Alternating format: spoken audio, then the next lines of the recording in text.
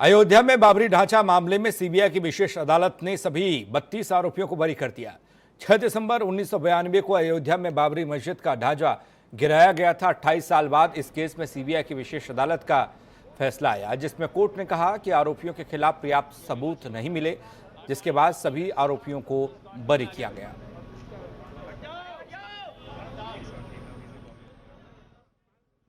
रामलाल वेदांती जी हैं। वेदांती जी, आज फैसला आया है, कैसा देखते हैं आप इस फैसले को? बहुत बड़ा सौभाग्य था हिंदू समाज का।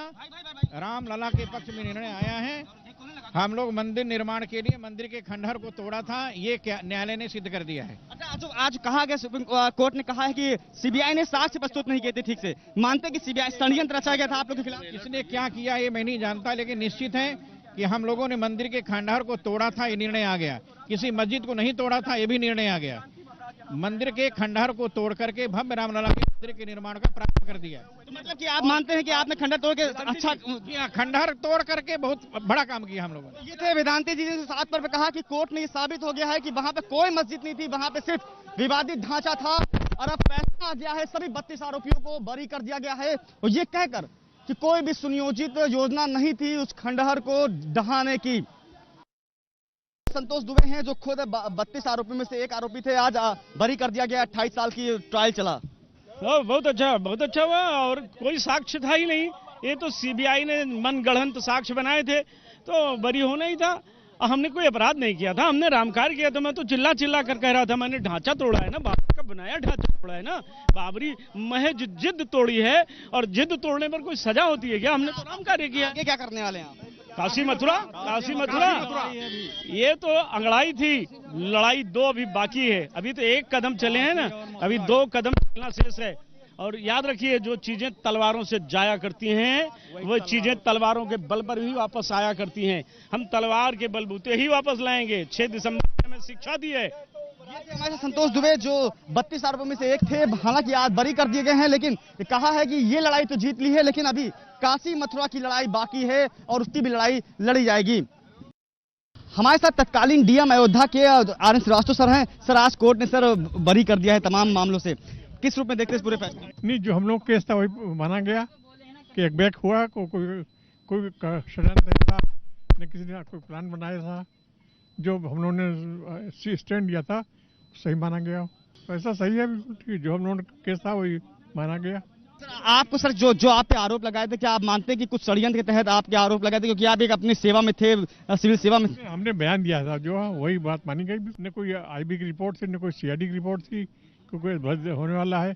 तो एक बैक भी उठी और उन्होंने ढांचा तोड़ दिया। आर.एन. श्रीवास्तव जो उस समय तत्कालीन डीएम थे 6 दिसंबर 1992 में, और जिन्होंने साफ तौर पे कहा कि कोर्ट के आदेश के बाद यही कह सकते हैं कि सत्य में जयते, सत्य की जीत हुई है।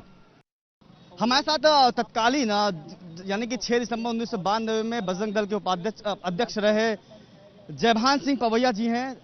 आज आप लोग को बरी कर दिया है कोर्ट ने, और ये कहकर कि जो भी षड्यंत्र का आरोप लगा था ऐसा कुछ था ही नहीं।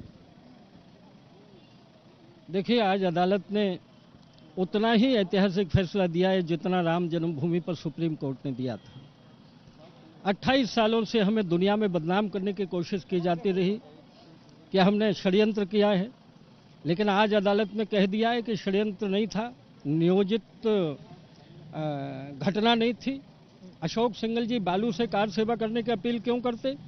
रामलला जी के ही ढांचे को नियोजित योजना के अंदर कैसे तोड़ा जाता अपने भगवान के? और इसलिए आज वो ताकतें धराशायी हुई हैं जो देश में हिंदू की आस्था को पददलित करने का काम आज़ादी के बाद से कर रही हैं। आज बहुत बड़ी विजय हिंदू सम्मान की, हिंदू आस्था की, इतिहास में लिखा जाएगा ये फैसला। बाबरी पक्ष के लोग अगर हाई कोर्ट जाते हैं, इसको चुनौती देते हैं, कैसे देखते हैं उनके फैसले को, अगर वो जा रहे हैं तो? क्योंकि आप लोग तो बरी हो गए हैं। वो उनका अधिकार है।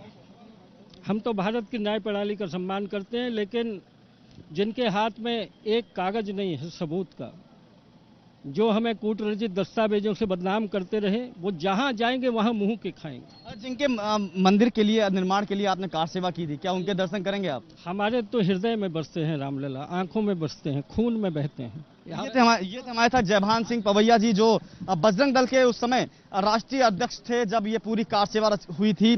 फिलहाल सभी 32 आरोपियों को बरी कर दिया गया है, जिसमें से जयभान सिंह पवैया भी शामिल थे। लेकिन एक चीज जरूर है कि जितने भी आरोपी आज बरी किए गए हैं, उनको इस बात की खुशी तो है ही है कि ये जो राम मंदिर के निर्माण के लिए कार सेवा की थी, उसमें कोर्ट ने ये माना है कि उन्होंने ढांचा डाया था, लेकिन वो बाबरी मस्जिद नहीं थी। हमारे साथ तत्कालीन उत्तर भारत के शिवसेना के अध्यक्ष रहे जय भगवान गोयल जी हैं, बरी कर दिया आपको। हम धन्यवाद करते हैं सीबीआई कोर्ट का, हम धन्यवाद करते हैं प्रभु राम का, हनुमान जी का, जिनके आशीर्वाद से 6 दिसंबर 1992 को हमने वो ढांचा तोड़ा था। अगर वो ढांचा 6 दिसंबर ना टूटता तो आज जो मंदिर का निर्माण शुरू हो शायद वो नहीं हो पाता। तो हम लोग तो बरसों से बात कह रहे थे कि राम जन्मभूमि स्थान है, वहां पर जो हमारा मंदिर था उसके ऊपर ढांचे का लुक दे दिया था बाबर के मीर बांकी जो उनके महामंत्री थे, वो हमने गिरा दिया। जी आज एग्जैक्टली क्या कोर्ट ने कहा अंदर? कोर्ट ने कहा जो भी ढांचा तोड़ा गया कोई षड्यंत्र नहीं था। जो सीबीआई कोर्ट बरसों से षड्यंत्र कहती आई थी, आज सीबीआई कोर्ट ने भी कह दिया है कोई षड्यंत्र नहीं था, और राम भक्तों का सैलाब था। राम भक्त आए और वो उन्होंने ढांचा दिया तोड़। जो सबूत प्रस्तुत किए थे सीबीआई की तरफ से, उसके बारे में क्या कोर्ट ने कुछ कहा गया? वो सबूत सारे के सारे धरे के धरे रह गए, क्योंकि राम जी की कृपा होगी, हनुमान जी की कृपा होगी। जिसके ऊपर राम की कृपा हो तो बड़े से बड़ा भी समस्या का समाधान अपने आप हो जाता है। अब आगे की क्या योजना है आप लोग? आगे अयोध्या तो हमारी है, अब मथुरा और काशी की बारी है। हम लोग मथुरा और काशी के लिए लोगों का आह्वान कर रहे हैं, आगे बढ़ो। मथुरा कृष्ण जन्मभूमि भी लेनी है और काशी विश्वनाथ मंदिर भी अब हमने लेना है। जैसे 6 दिसंबर 1992 को ये ढांचा तोड़ के हमने योद्धा ली है। फिलहाल ये थे जय भगवान गोयल जिनको बरी कर दिया गया है।